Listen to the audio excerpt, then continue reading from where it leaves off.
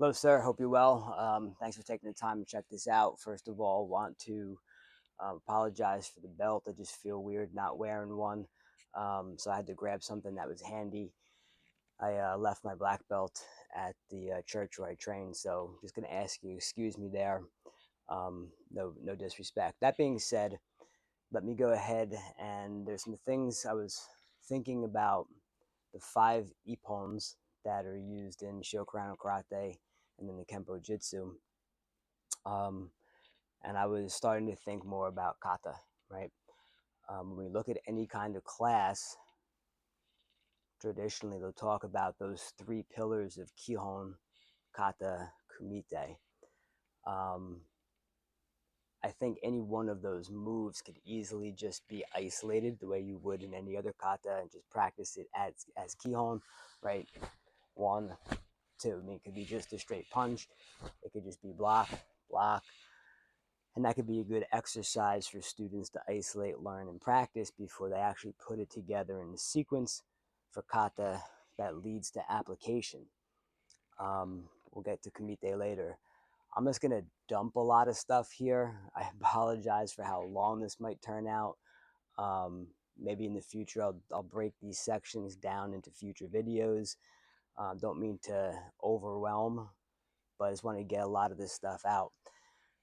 So I was thinking about, how might this go together in a kata? One of the things we know about kata is that it has to have symmetry. So, for example, I start my bow,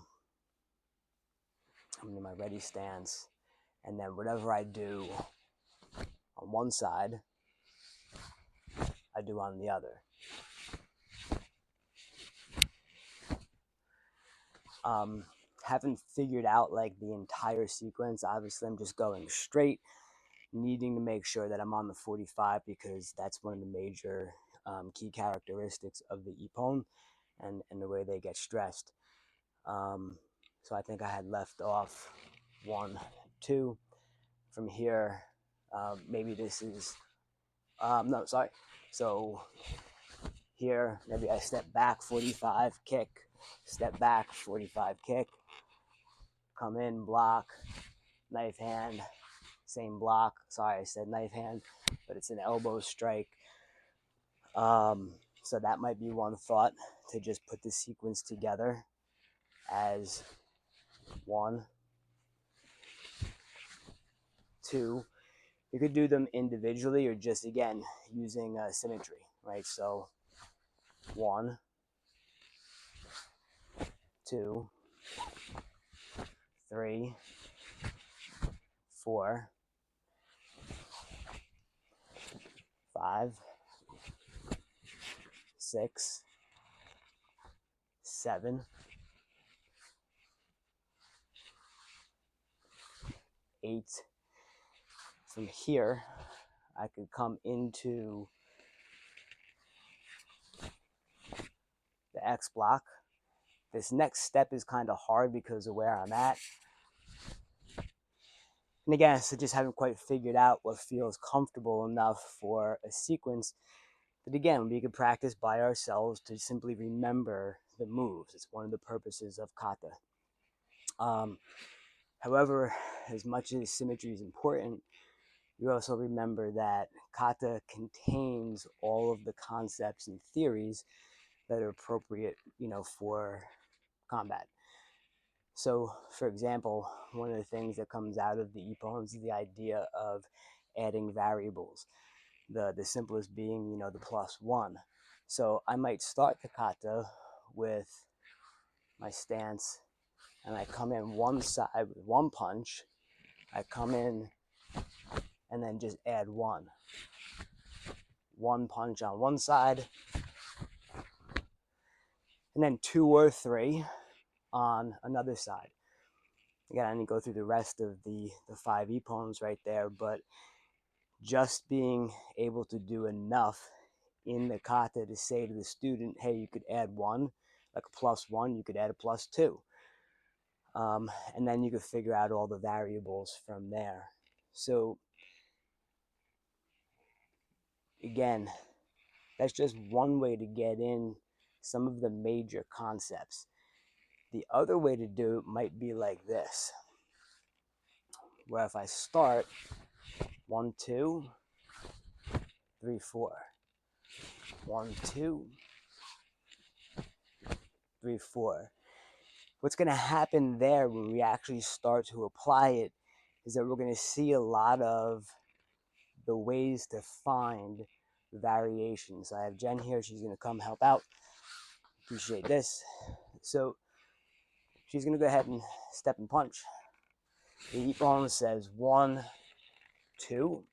And then if you remember the last time we were together in person, I was going over Sanchin and talking about how do I add in, an extra technique from my attacker, right? I'm going to have her step again. Nope. I'm going to go ahead and step over here, right? So 1, and then I punch. If she comes back again with this lead hand, I now have to block and hit. And what I've done is I've kind of linked 2 of them together, and together in kind of a fighting sequence where instead of just practicing isolation, 1, 2, I now have to remember that I have this other target here.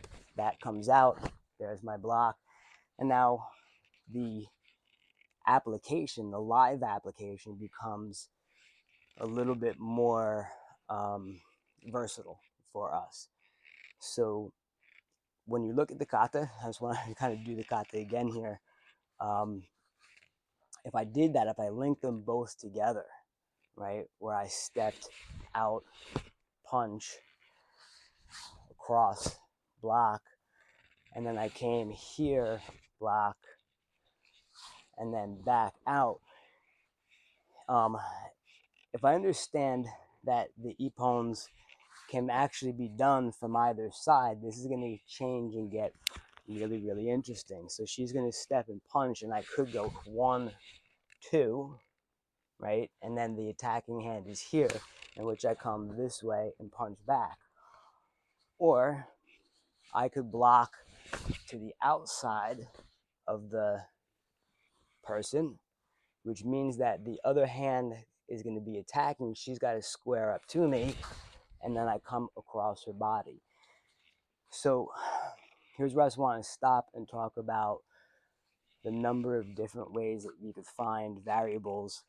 And then that might make a little bit more sense in just terms of how the kata could lead to practices that help students really explore different paths.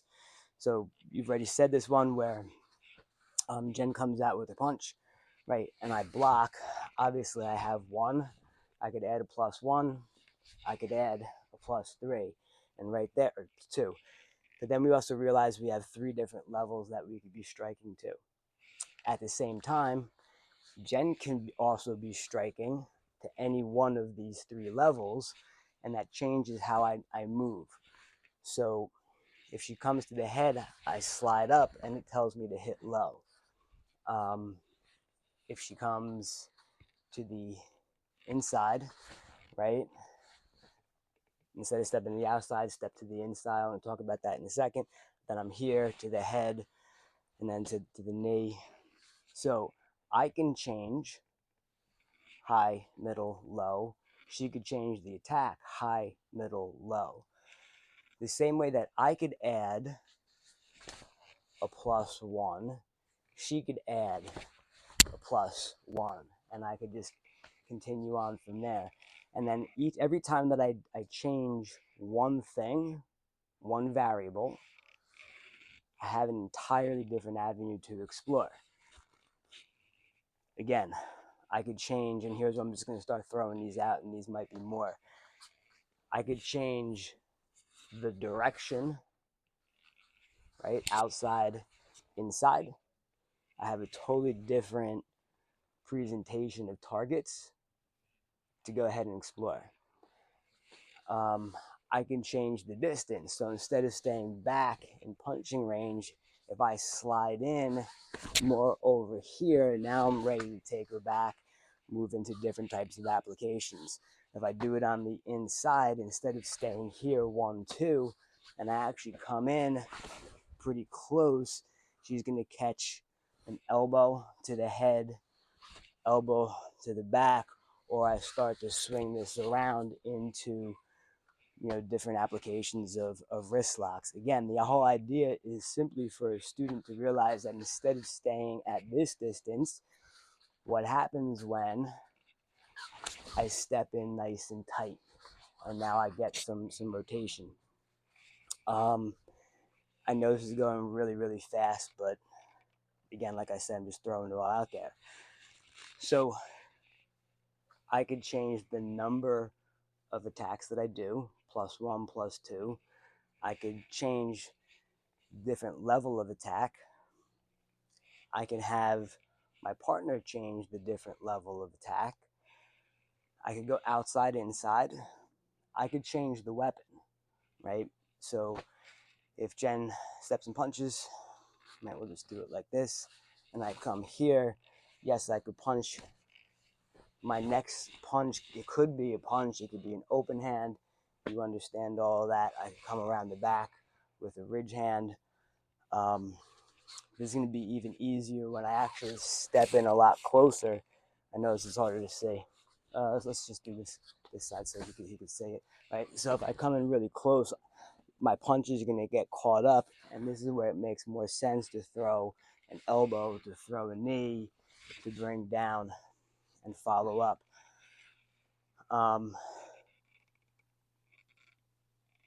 I can change, well, just real quick on that note, and then I'll get back to all the ways to find variables.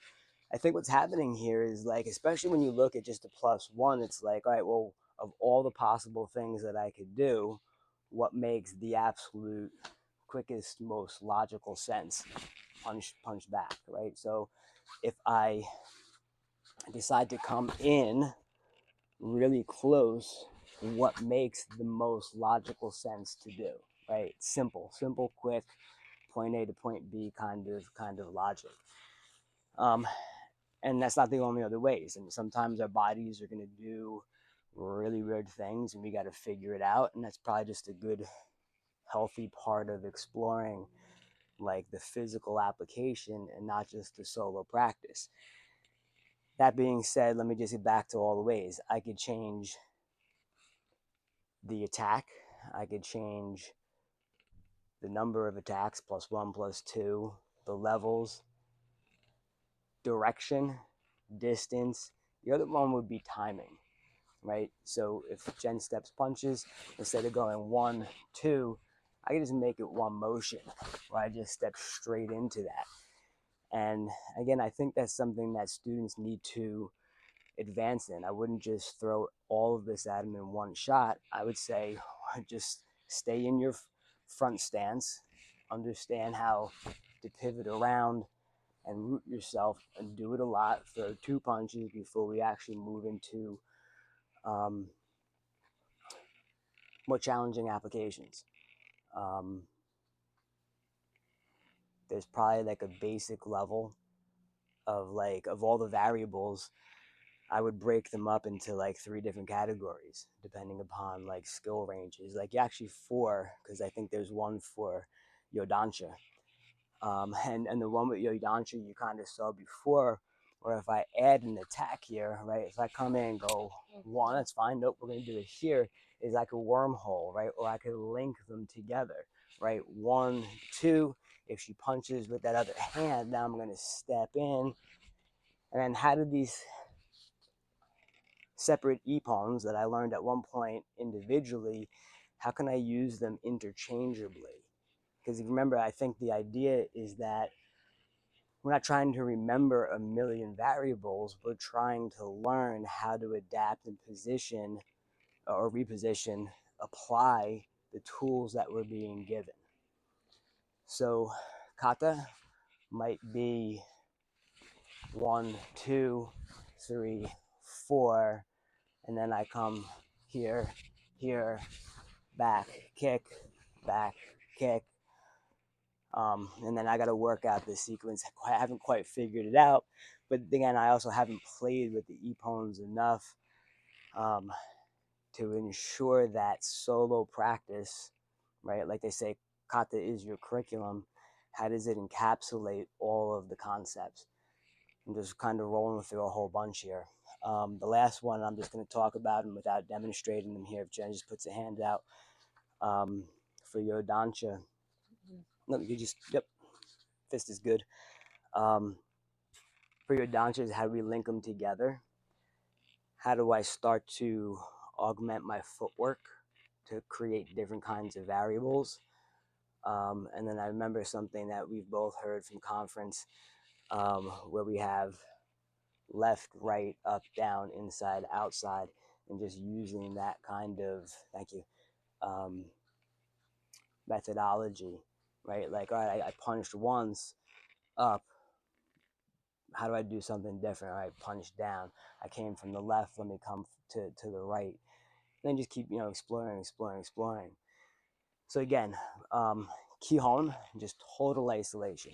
Block, block, right? Just like you would do a downward block, you do a downward block. This is the first part of class. And then the second part of class is we do this sequence, isolated, right?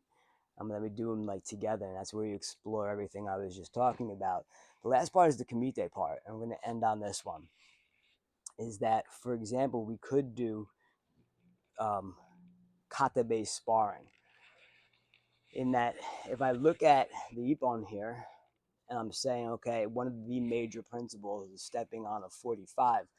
If Jen and I were to spar, now Jen's going to have a role. All Jen's going to do is just attack. She's going to attack kind of passively, which means she's not trying to get like super aggressive, because I'm going to have a job to do in a second. She could come with just either a straight punch to the, both to the solar plex. I guess you could go like, to the head, but that's going to be it. But we're going to be like, right now she's standing. I'm going to put her head like over here. We would do this every sparring. I try to break it down, nice and controlled, where she comes in and I know how to block here, 1, 2. But if the opponents tell me, for example, make sure you get on a 45, that as we're sparring, I'm trying to find, and she just moved on me. So I tried to find, no, she, you can't apologize, because this is what Kumite does. I tried to get here, but as soon as I got, she automatically pivoted, and now in my head, she's pivoted back again, right? Which is the way Kumite is supposed to work, because it's less scripted, right? The Ippon is supposed to be step, punch, and it's totally scripted, it's totally controlled, so that we practice and learn the concept. But now we put it into play, right? I'm trying to, lost my mic. I'm back. She beat me up. She took out my mic. But that's the idea, right? Like, how do I do this? Like, one time I tried to move to the outside, and then she throws the second punch. I'm trying to move maybe to the inside. We talked about that before, but I didn't quite get to the 45 because she moved to the 45, right? So again, kata-based sparring, she's just going to be the attacker. I'm just trying to work the concept. And then we would switch roles. The other way to do it is be like, all right, we could both attack and apply the 45. And that makes it a whole lot more fun. Where we're both here, yeah, and now it's real. She just can't come in. And we have to figure out, like, am I going to counter fight? Am I going to be aggressive? When do I go? Don't I go? Here's the point. I think you get it. At that point in time, kata-based sparring becomes much, much more challenging in regards to applying what we're learning in very scripted, isolated scenarios. That ultimately, I think, becomes more valuable. God forbid we have to apply any of our skills in real life. So, sir, that's a lot right there. Yes, I could break them all down more. I'm sure this is enough. Thank you again for just presenting the Ippons. Looking forward to practicing with them. Looking forward to hearing what you have to say. And thanks as always for your time.